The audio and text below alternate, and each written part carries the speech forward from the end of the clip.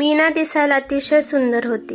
सुरुवातीला मला वाटले की ती माझ्यासोबत लग्नाला हो म्हणणार नाही, पण तिला भेटायला गेलो आणि मला समजले की ही इतर सुंदर मुलीप्रमाणे घमंडी नाहीये. खूपच नम्र होती ती. तिचे कुटुंबीय देखील स्वभावाने खूप चांगले होते. तिने लग्नाला हो म्हटल्याने माझा आनंद गगनात मावेनासा झाला. थोड्याच दिवसात आमचे लग्न झाले. लग्नानंतर मीना माझ्या आयुष्यात आल्यापासून माझ्या आयुष्यात बदलले आहे. मी खूप नशीबवान आहे असे सगळे मला म्हणतात.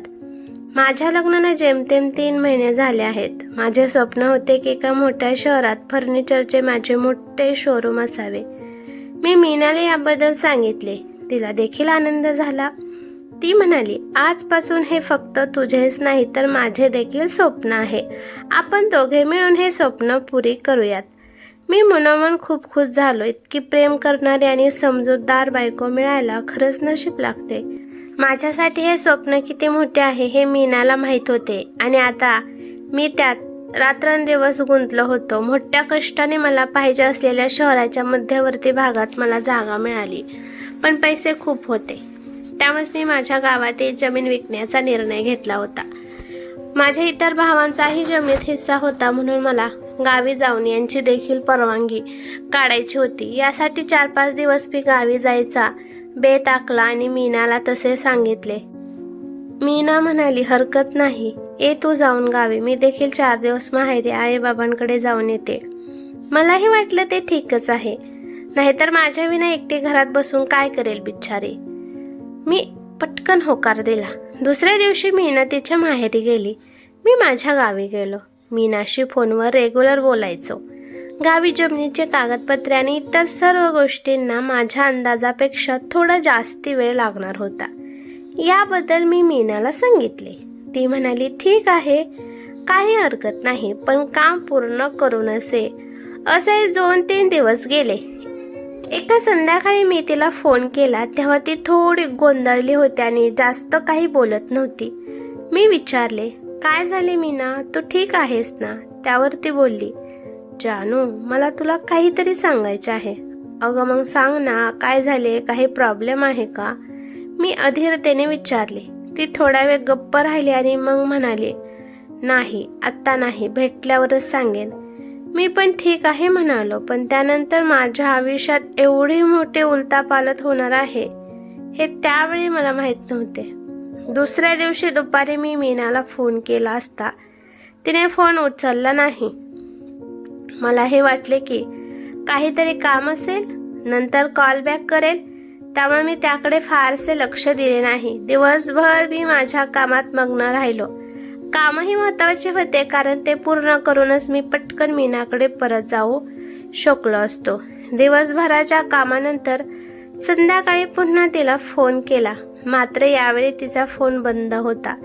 तेव्हा मला वाटले की कदाचित ती काही कामासाठी गेली असावी आणि मोबाईल डिस्चार्ज होऊन बंद पडला असावा. मी रात्री परत तिला फोन केला, पण तरी देखील मोबाईल बंद. आता मला थोडी काळजी वाटू लागली होती, पण मग मला वाटले की ती तिच्याच तर घरी आहे आणि काही झाले असते तर मला नक्कीच फोन केला असता. काय झाले असावे? तिच्या घरी कोणाला तरी फोन करायचा विचार केला, पण रात्रीच्या वेळी फोन करणं मला योग्य वाटलं नाही, म्हणून मी झोपी गेलो. सकाळी उठल्याबरोबर मीनाशी बोलायला हवं असा विचार करत होतो. सकाळी फोन केला पण तरीही बंदच. तिचा फोन बंदच होता. आता मी तिच्या आईला फोन केला, पण तिनेही माझा कॉल उचलला नाही. आता मला थोडी काळजी वाटायला लागली की काय झाले असावे. पुढचे 2 दिवस मला ना मीनाचा फोन आला ना तिच्या आईचा. तिच्या आईचा फोन पण बंद आता लागत होता. मी पण माझ्या कामात व्यस्त राहिलो. एके दिवशी संध्याकाळी मला मीनाच्या आईचा म्हणजे माझ्या सासूचा फोन आला. मी विचारले, आई, तुम्ही सगळे कुठे आहात? मीनाचा तुमचा फोन बंद का होता? तेव्हा त्यांनी सांगितले की मीना तिच्या मैत्रिणीच्या लग्नाला गेली होती. तिथे नेटवर्क नसल्यामुळे ती कॉल करू शकत नाही आणि तिचा स्वतःचा फोन पाण्यात पडल्यामुळे तो बिघडला होता. तो दुरुस्तीला दिला होता. आता माझी काळजी जरा कमी झाली आणि मी माझ्या कामाला लागलो. मीना अजून 5 दिवस तिथे राहणार होती. मी म्हटले, ठीक आहे. इथे गावातील माझे कामही जवळपास संपले होते. 3-4 दिवसात माझ्या हातात पैसे येणार होते. माझ्या हातात पैसे येताच मी तेथून निघालो. तेथून निघाल्यानंतर थेट मीनाच्या माहेरी गेलो. मला पाहून माझी सासू आनंदी होण्याऐवजी घाबरली होती. पण कसलेही रिॲक्शन न देता मी थोडा वेळ तसाच बसलो. मीना कुठे आहे असे सासूला विचारले. ती म्हणाली की ती अजून आली नाही. मी म्हणालो, आई 5 दिवस उलटून गेले आहेत, अद्याप ती घरी का नाही आली? यावर सासू घाईघाईत म्हणाली, येईल उद्या किंवा परवा. ती आली की थेट तुमच्याच घरी तिला पाठवेन. आता माझा नाईलाज झाला. मी तेथून उठलो आणि रागाने काहीही न बोलता निघून गेलो. इतकी कशी बेपर्वा होऊ शकते मीना? काही फोन नाही, कॉन्टॅक्ट नाही. तिला तिच्या फोनला नेटवर्क नाही तर दुसऱ्या कोणाच्या तरी फोनवरून फोन करू शकते. आणि तिची आई पण इतक्या तुटकपणे का वागत होती माझ्याशी? येऊ दे मीनाला, चांगला जाब विचारतो आता तिला. असे विचार मनात येत असतानाच रात्री कधीतरी मला झोप लागली. मी रागाने म्हणालो. माझे शब्द ऐकता सासूच्या चेहऱ्यावरचे भाव बदलले. आतापर्यंतचा संयम सुटल्यासारखी ती खुर्चीवर बसली आणि खोल उसासा टाकला. पोलिसांची धमकी देऊ नकास जाऊ बापू, ती थरथरत्या आवाजात म्हणाली. मीना कुठे आहे हे मलाही पूर्ण माहीत नाही, पण ती सुरक्षित आहे एवढं मात्र नक्की. हे ऐकून माझ्या पायाखालची जमीन सरकली. म्हणजे काय? आई असूनही तुम्हाला माहीत नाही? मग कोणाला माहीत आहे? मी जवळजवळ ओरडलो. तेवढ्यात आतून सासरे बाहेर आले. त्यांनी मला थंडावण्याचा प्रयत्न करत सांगितलं, बस जरा, आधी शांत हो. रागात उत्तर सापडत नाही, पण माझ्या डोक्यात विचारांचा भुंगा उठला होता. अचानक गायब होईल अशी नव्हती ती. मला काहीही न सांगता, कोणताही संपर्क न ठेवता दूर जाईल हे शक्यच नव्हतं. तुम्ही काहीतरी लपवताय, मी ठामपणे म्हणालो. आणि जोपर्यंत मला सत्य कळत नाही तोपर्यंत मी इथून हलणार नाही. सासू सासरे एकमेकांकडे पाहू लागले. त्या नजरेत भीती होती आणि अपराधीपणाही. क्षणभर शांतता पसरली. मग सासू हळूच म्हणाली, तुला सगळं सांगायची वेळ आली आहे, पण ऐकण्याची तयारी ठेव. माझं काळीज जोर जोरात धडधडू लागलं. मला जाणवलं की मीनाच्या अचानक गायब होण्यामागे काहीतरी मोठं सत्य दडलं होतं आणि ही कथा इथे संपणार नव्हती. इथूनच तिचा खरा अध्याय सुरू होणार होता. आता मीनाच्या आईची घाबरगुंडी उडाली. ती घाबरून पण हळू आवाजात म्हणाली, बेटा, आता मी जे सांगणार आहे त्यावर तुमचा विश्वास बसणार नाही. मीना तिच्या प्रियकरासोबत पळून गेली आहे. तिचं लग्न आधी एका मुलावर प्रेम होतं आणि आता त्याच मुलासोबत ती मैत्रिणीच्या लग्नाच्या बहाण्याने संधी मिळताच पळून गेली आहे. हे ऐकून माझा कानावर विश्वास बसेना. मी म्हणालो, नाही, असं होणारच नाही. खोटं बोलताय तुम्ही. माझ्या पायाखालची जमीनच सरकली होती. एक क्षण मला हे सगळं एखादं भयानक स्वप्न आहे असं वाटू लागलं.